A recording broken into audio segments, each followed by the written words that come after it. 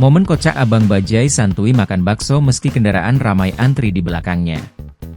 Tengah ramai momen sejumlah kendaraan antri panjang saat berada di Pasar Gegara, sopir Bajai lagi santai makan bakso.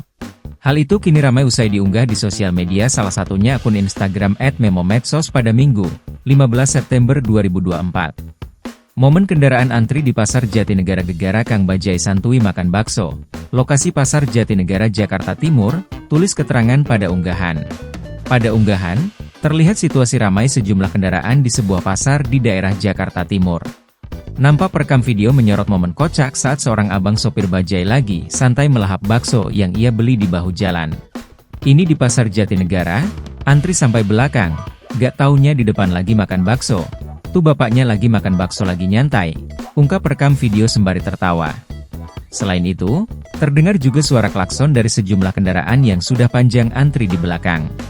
Belum diketahui waktu kejadian, namun disebutkan lokasi momen kocak ini terjadi di Pasar Jatinegara, Jakarta Timur. Video yang berdurasi 25 detik ini pun kini ramai ditanggapi oleh warganet.